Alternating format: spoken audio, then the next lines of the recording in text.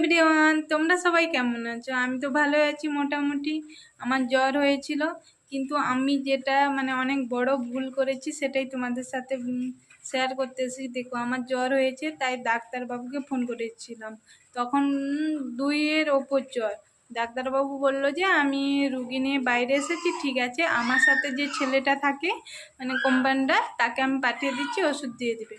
এবার আমাকে ওষুধ দিয়েছে, মানে একটা গ্যাসের ওষুধ আর জ্বরের ওষুধ আর একটি ক্যাপসুল। ওটা ঠিক আমার নাম মনে নেই, কারণ আমি মানে ওর খাসটাও ফেলে দিয়েছি, এখন বলতে পারছি না। এবার আমাকে ওর সাথে অ্যালার্জির মন্টেয়ার এলসি টাইপের কিছু ওষুধ দিয়েছিল, যাতে প্রচুর ঘুম আসে। আমিও ওই মানে যে ছেলেটিকে বললাম যে আমি এই অ্যালার্জির ওষুধটা নেব না, কারণ এটা খেলে আমার ঘুম পাবে প্রচুর।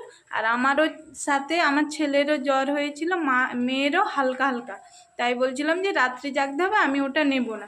তো ছেলেটি রীতিমতন ঠিক আছে নিয়ে চলে গেছে। এবার আমিও জানি না যে ওই ক্যাপসুলটা খেলে ব্যাড রিয়াকশান আসে, চুলকানি। আবার ওই ছেলেটাও আমাকে বললে না যে ক্যাপসুলটা খেলে একটু স্কিনের প্রবলেম আসবে, একটু চুলকানি আসবে, তুমি এটা খেলে সাপোর্ট থাকে। রীতিমতন আমি তো জানি না, তাই ওষুধটা ফেরত দিয়ে দিয়েছি। এবার হয়েছে কি, ক্যাপসুল খেয়েছি, খাওয়ার 1-2 দিন পর এত মানে গা চুলকোচ্ছে, রীতিমতন আমার হাত দেখো এরকম লাল, মানে কি করবো, ছিটকে ছিটকে লাল হয়ে গেছে গোটা শরীরে।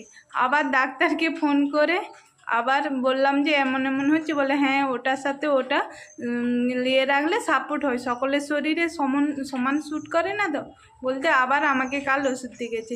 তাই বন্ধুরা, তোমাদেরকে আমি বললাম যে ডাক্তারবাবুরা যা ওষুধ দেবে তোমরা খাবে, নিজেরা দাদাগিরি আমার মতন করতে যেও না, তাহলে ভুগে যাবে, পুরো রাতের ঘুম উড়ে যাবে।